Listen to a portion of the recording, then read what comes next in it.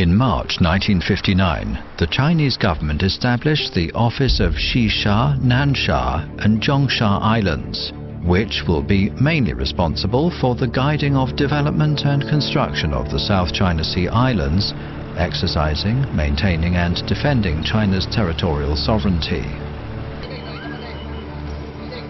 Before the 1970s, not a single legal document in the Philippines had any expression that the Nansha Islands belonged to the Philippines. The territorial limits of the Philippines are defined by numerous international treaties. These treaties clearly indicate that the South China Sea Islands are not within the scope of the Philippine territory. How did the South China Sea disputes between China and the Philippines arise? Along with the release of a report in 1968, the South China Sea came into the center of the spotlight around the globe. The report, issued by the Committee for Coordination of Joint Prospecting for Mineral Resources in Asian Offshore Areas, CCOP, reveals that the east and south of the Nansha Islands is rich in oil and gas resources. 这份报告一出台，对整个南海周边国家是猛人一惊。一度时间，这个南海被称为第二个波斯湾呐。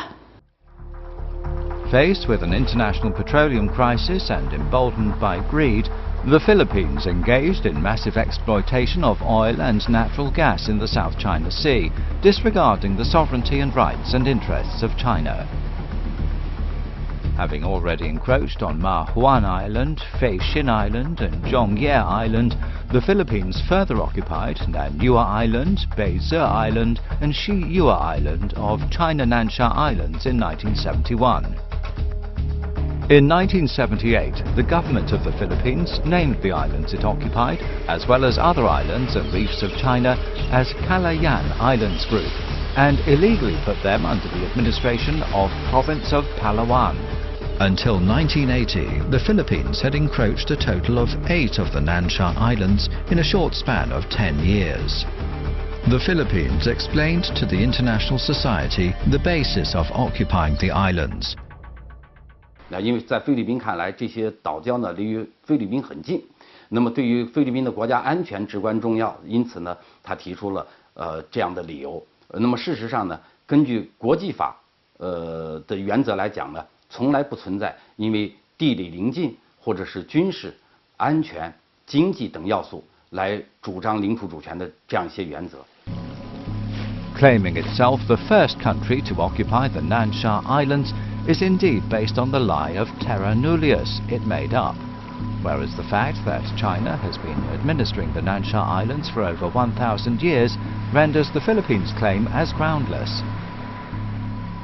As early as in 1933, France had already taken terra nullius as an excuse to occupy 9 of the Nansha Islands, but had withdrawn under the representations of the Chinese government. The Philippines' fabrication of its false account is somewhat relevant to the absurd behavior of the Filipino businessman Tomas Cloma in claiming its discovery of the Nansha Islands.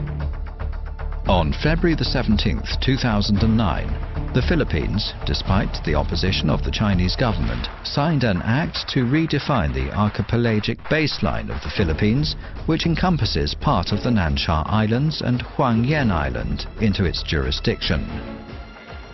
The Philippines continued infringing upon Chinese sovereignty without paying any attention to China's repeated representations.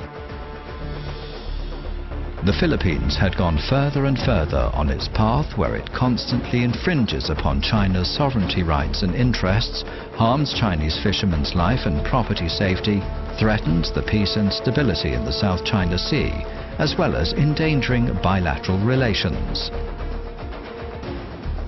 The dispute in the South China Sea between China and the Philippines is becoming increasingly fierce.